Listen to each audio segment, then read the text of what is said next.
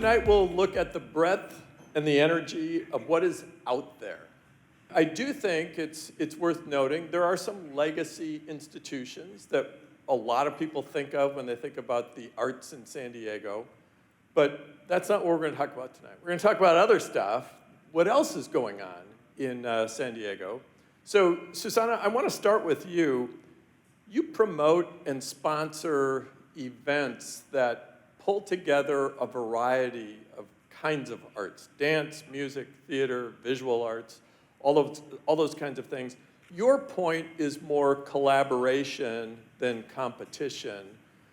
And you've got some really strong feelings about this competition, collaboration, difficulty. So why that? Why is that where you're landing with Vanguard Culture? So I started the organization 10 years ago. After living many lives in the arts, I started in the theater. I'm a jazz vocalist. I had a band. I was doing gigs here in downtown San Diego. And then through a series of happy accidents, I became a curator for the Airport Authority. And I curated 80 exhibitions while I was there. Also curated their performing arts program. So all of a sudden, I was connected to all of these creatives. Museum professionals, film, theater, dance, visual arts, all these folks. And the one thing that I realized is no one's talking to each other. Everyone's living in their own little silos, and everyone's fighting for the same little piece of pie at the Commission for Arts and Culture. And I kept hearing the same things over and over again. Number one is, resources, lack of resources. I'd often get an opportunity where I'd have a film festival director say, hey, do you know a dancer who can do this one specific theme? And then I'd meet a dancer the next day that's like, do you know anyone with a projector? And it happened to me so often that I'm like, how do I get these people in the same room together to share resources and collaborate and support one another as a collective creative community? So we started a series very casually called the Foodie Soiree, where I was like, well, food will bring everybody together. We'll just get everybody to potluck style, bring some food, and then share their creativity. So it started very casual, where I said, bring your guitar, bring your spoken word, bring whatever it is you're bringing, and then we'll just share and get these executive director, level folks in the same room and talking to each other. And it slowly grew into something incredible, where, now it's turned into, for example, we had one in my house a couple of years ago, right before the pandemic, and I had the California Ballet performing in my living room. It's not a big living room, okay? In my living room with the director of a museum sitting on the floor on a pillow. So it was very casual, but very high at the same time. But the most important part was that they were talking to each other. That the collective creativity turned into, hey, I know that guy from that museum, even though I'm a film person. I can call him up now. I can call him up and say, hey, can I use your space? So that has now evolved into what is our organization, that we do arts journalism, we do professional development, but our events is what we're known for. We're very purposeful about bringing together communities that typically never intersect and getting them to work together, to share resources, and empower each other. Instead of having to all go rent a projector, borrow one from a colleague in the industries. So Vanguard Culture is this, it hosts events, but it's also it's a electronic magazine. It's a website that you can find out what's happening. I've gone on your website several times and I thought, I had no idea this was happening in San Diego. So this is actually a question I will be addressing to all three of you, is how do we find out about what's going on here? Because there's a lot going on in San Diego. So props to you. Thank you, and that's what we focus on. We focus, because of all those connections that we've built through the years, I'm now on everyone's email list, so thank you. But I focus on the vanguard culture of San Diego, the underground, quirky, funky, cool things going on versus the stuff that usually gets the most visibility. All right, and so Leah, let's talk to you. You've been involved in local arts scenes with the Jacobs Center and with Escondido Center for the Arts, and now you're on the California Arts Commission.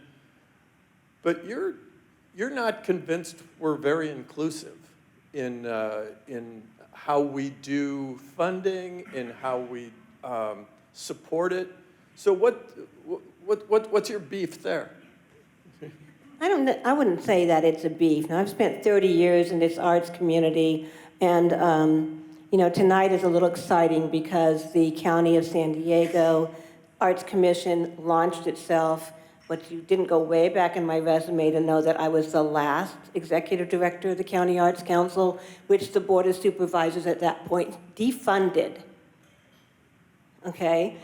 So when we talk about resources, and we have a new Board of Directors, supervisors at the county, we won't talk about that. And, and this, they reinstated the commission because art is what matters. Art connects people, communities, educators, and so when we talk about resources and diversity and inclusion and all these buzzwords, if you go deeper into what's really happening, and we've been doing this at the California Arts Council and the new Arts Commission, and we're talking about racial equity, right? So racial equity isn't like you all get to apply for the grant, because the big people that you talk about have grant writers who get paid $90,000 a year, who are professionals, and the people that I work with, like Centro Cultural de la Raza and World Beach Center, are writing their grants on their kitchen tables in the middle of the darn night, and it's not equitable. It's not inclusion. So how do we shift the resources? And we're having this conversation at the state level. We give out $26 million of arts funding to all the arts with a guide toward equity and inclusion of all the arts and education, and it's not enough money. Like, that sounds like a lot of money, but it's really not enough money.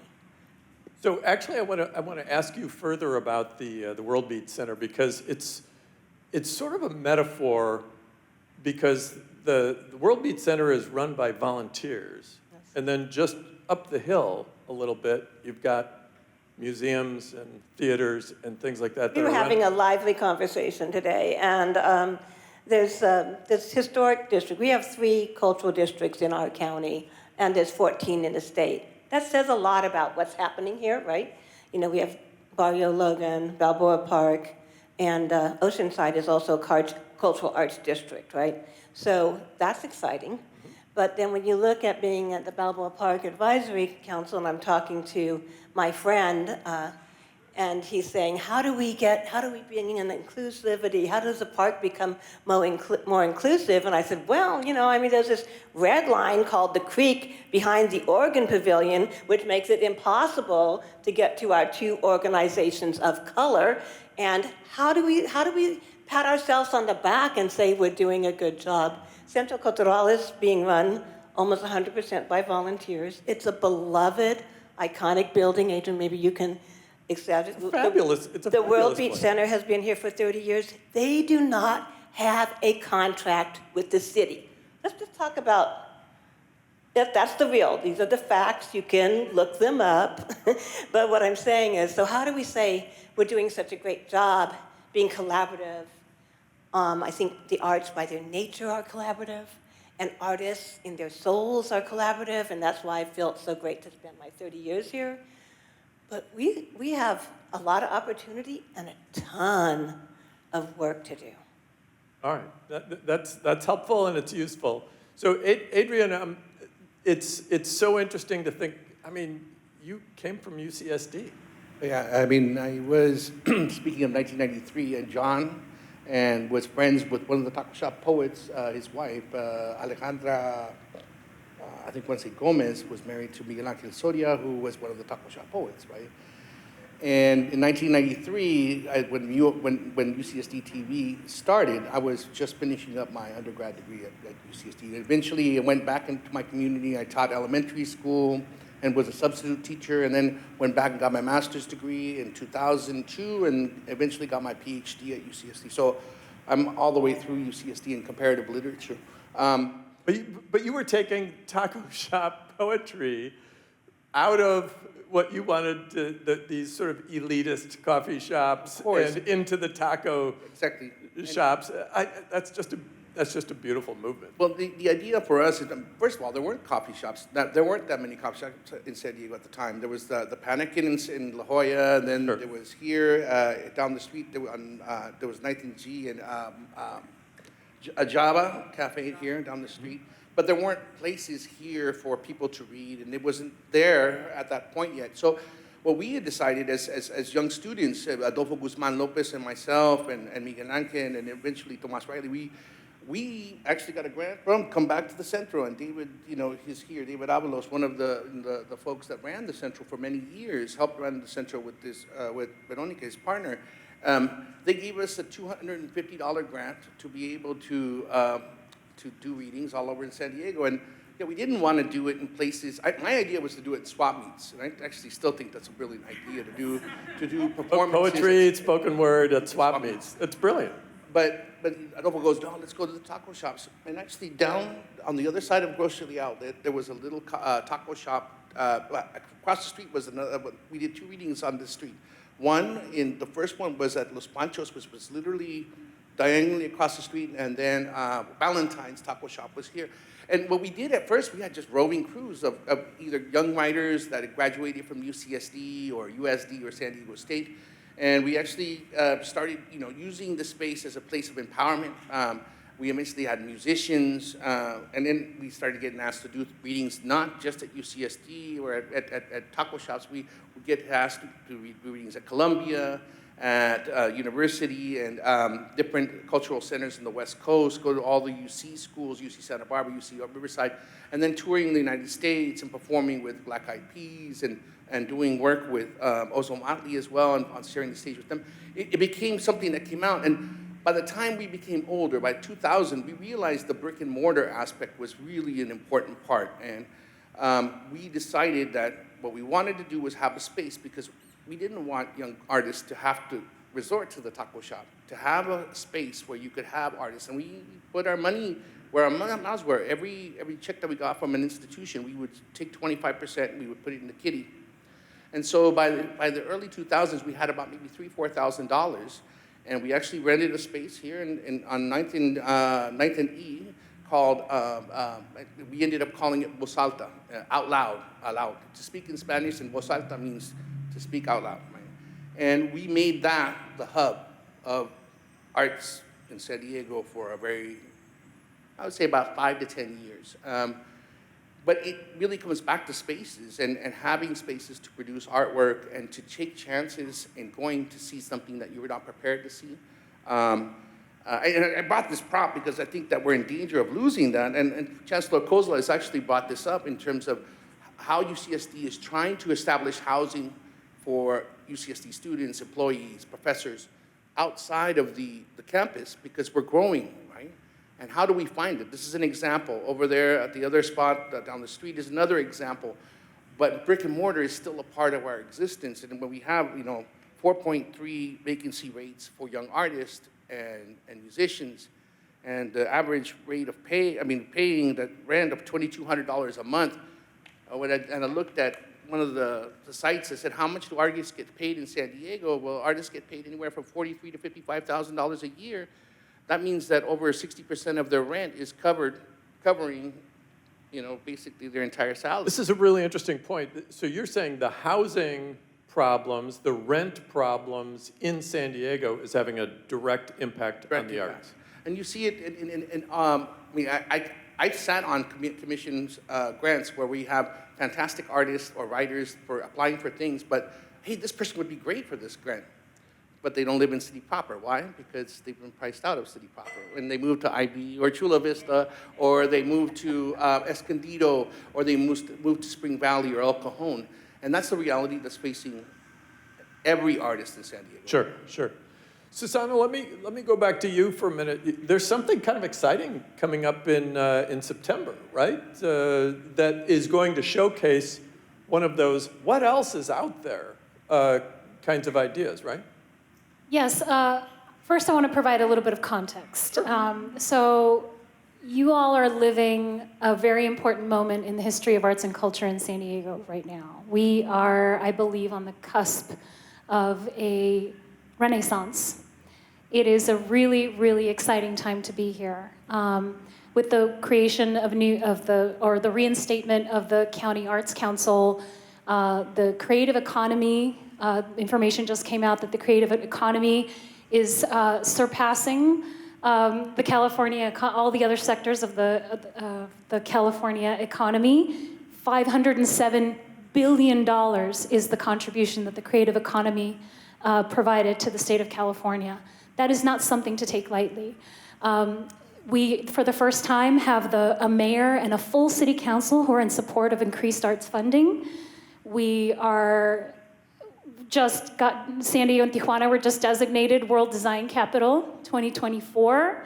I mean, huge things are happening. Huge things are happening. And with this increased focus on diversity, equity, and inclusion, this is the moment to hold people accountable for all of that.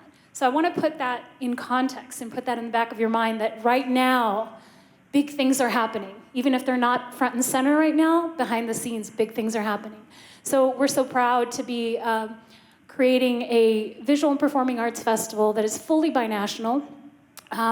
This September 2nd, it is sort of a film. We're taking over 2 city blocks in Logan Heights on Commercial Street of warehouses, empty storefronts, vacant lots, and transforming them with film, theater, dance, visual arts, music, and transforming it for a one-day takeover. And we have creatives from both sides of the border. It's a really exciting initiative, and one of our strategic partners is the World Design Capital 2024, so we're really excited about that. That's great.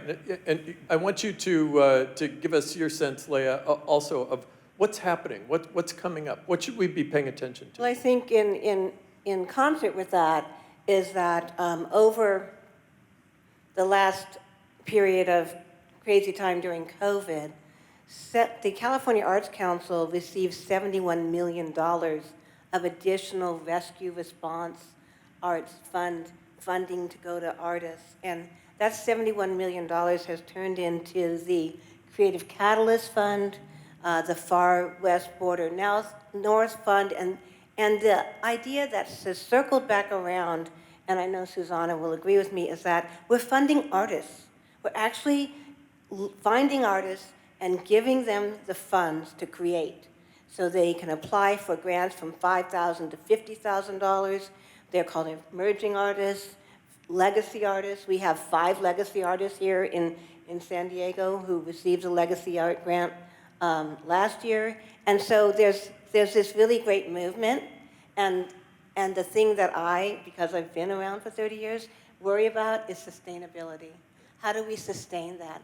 How do I watch the California Arts Council go from 71 million to 26 million, knowing we're in a deficit year? And I just was appointed in January, so in my Senate Rules Committee, I said, and how am I going to make sure, what do I care about? You guys not saying, oh, we're in a deficit year and you're going lower, because we've made these relationships, and the arts are about relationships, right? So we've built relationships, we've supported these artists, we've messed up their taxes, and how are we going to make sure that we, continue to build? So I think that all these seeds that are planted, we have that moment to watch them grow.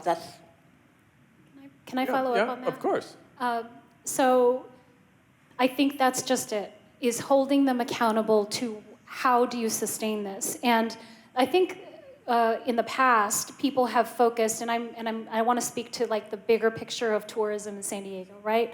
So we want cultural tourists to come to San Diego. What do you mean by that? People come to San Diego for the beaches. Right, so a cultural tourist is someone who would fly here or drive here from, nearby states to spend money going to the opera, going to a big exhibition at a museum that they're excited about.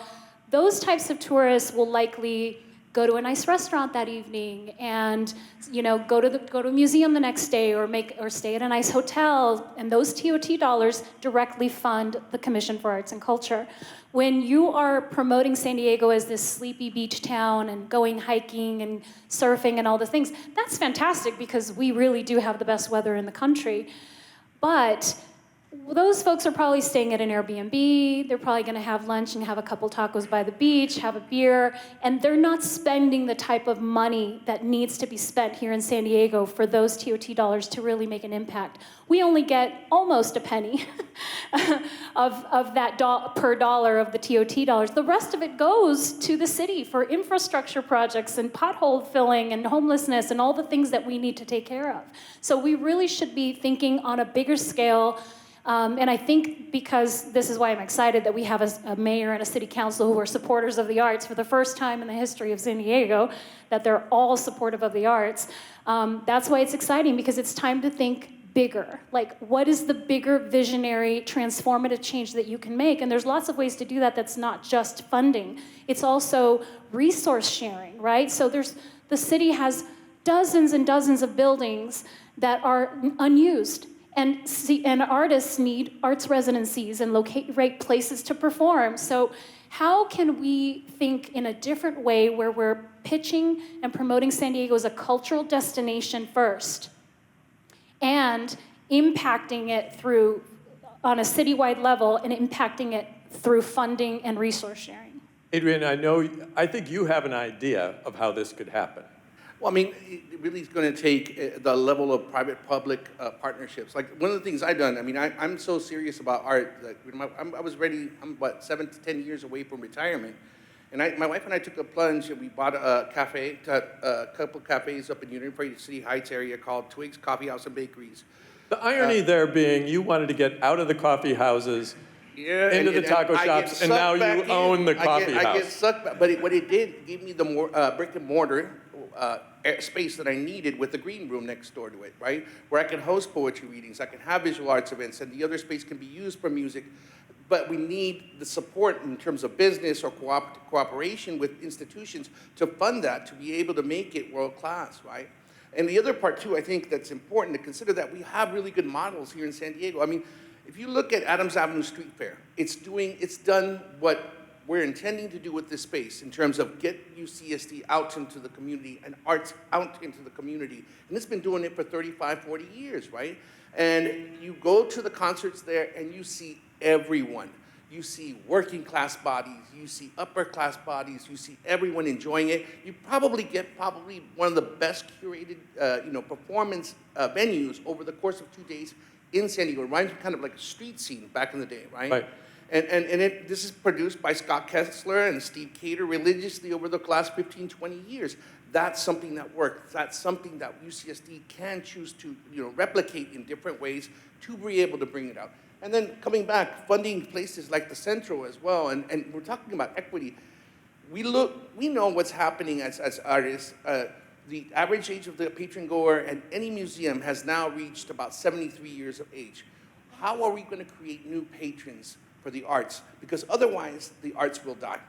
And this is something that, to me, is really, really important about funding real arts in school, giving critical thought into how we groom artists, how we develop artists. What is an artist statement? What is an artist talk? Where can we have, and this is back in the day, we used to have this tier where you had community galleries, and then you had intermediate galleries that would kind of groom you and actually work with you to get your artist statement, to get you prepped to be able to move to larger galleries. And that doesn't exist anymore precisely because of the lack of brick and mortar, right? And then there's the institution, way off in the sunset, right? And there's very little exchange between the two to be able to give folks the chops, the experiences, the cachet that they need to be able to become regional artists, national artists, and international artists. Well, Salta, what I talked about, was not just a bunch of scrubs that were kids just goofing around. As David pointed out to me earlier, this week, he was like, you think of Noé Olivas, right? He's an artist that was exhibited for the first time at Voz Alta. All of a sudden, decides to kind of talk to the artist about his work. They give him some advice. It functions as an intermediary space. So then he goes to the institution, is featured in the New York Times. And this is part of my work. Another person that was there was Ruben Ochoa.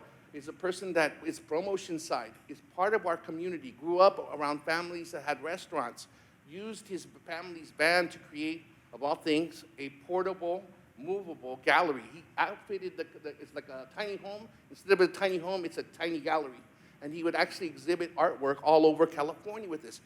that work went to LACMA. That work has been in premier art shows, and he's exhibited I want to say in the Venice Biennale as well. That starts small, but it needs that intermediary step to groom, to support, and help them reach the international level. And your belief is that schools, universities, community colleges can be that intermediary. Yeah, the founding person for me coming up as writer, we had those of you that are in Lit at UCSD, it's a famous program. The Lit program at UCSD had Herbert's Hippopotamus. Who's Herbert? Everybody knows, Herbert Marcuse. And from Herbert Marcuse, we had this genealogy of writers that actually Quincy Troop, Rosalda Sanchez, Jameson, Frederick Jameson, Pasquale Berdicchio, Carlos Blanco Aguinaldo. Let me go down the list of these, the most important writers, I would argue regionally, right? And we were groomed by the best. So when people came at you and said, "You understand poetry?" Well, I kind of have an idea, you know? And this is something that can be developed, but are we investing in getting that baller kind of writer that we could be a great instructor, that could bring other writers into town? Are we looking at how to make this happen in the schools? And I mean, we're having real fine artists in schools teaching students how to be able to work with the plastic arts and literature and music. We have it in music a little bit with the Young Lions and Gilbert Castellanos, another artist that came out of the gallery that we first started in San Diego. Down the street at 16th Street and Broadway was a little gallery during the 1990s called El Campo Ruz. That's where Gilbert Castellanos would come down and do his Outlate Jazz session. And now he's hosting the Jacobs at the Jazz and at the Rady Show.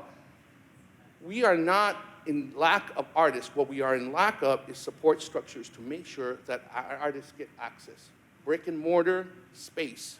These are the most important parts of it. And what we have here is space. Now we have the virtual space, the visual space. Right. I think we have to work together to be able to build it up in an equitable way. So, Leah, tell us about the Live Well project. You know, and art lives everywhere. So I have my own company. I've been on my own for the last 7 years. And I recently received the contract for the County of San Diego Southeastern Live Well Center. And I sat with the public art community. They said, well, we want community artists. We really want our artists. We want BIPARC artists. We want community artists. Well, I was just talking about how, you know, in an interesting turn of events in the last 2 years when arts organizations and the California Arts Council started earmarking funds for Black, Indigenous, people of color in their Cultural Pathways program, saying, let's give these people $30,000. Let's waive the match. Let's get rid of some of the barriers that have happened for small art organizations. And then legal came down and said, you can't do that. You cannot have a culture and a dollar amount attached to each other, right? Prop 209. 209. Echoes of Prop 209. Prop 209. Yeah. So, you know, I jump into the California Arts Council and they're getting rid of the Cultural Pathways program. I'm like, excuse me? Mm-hmm. And we're changing it and we're adapting it and we're still finding ways for small, it's like language again, right? So it's historically underrepresented or using the healthy index. But it's important. It's important because we haven't shifted. We've connected, but not enough. We've supported, but not enough. We don't, and so that's working. So the Live Well Center, the committee said, we want to say BIPOC in the criteria. I'm like, oh no, we're not going to do that. But how do we then represent the artists? So our criteria said we wanted artists with roots in the community. And so this building, it's a county building, it's a Live Well Center, Health and Human Services, all those things that you need. It's at Market in Euclid. It'll open in August. It has this $300,000 art collection with 41 artists. 40 of them are artists of colors. Why? Because they had roots in the community, and that was our criteria. I believe it will be the first public art collection that is 95% artists of color, and we have the best of the best in this city. We have Wendy Mariama, museum quality artist. I had to work with her. I'm in New York. I'm here or there. Victor Ochoa. So it's beautiful. It'll open August. They'll have art tours. But it's just a way of how do you do inclusive? How do you celebrate a community by lifting up their artists? Would you thank our panelists for this tonight?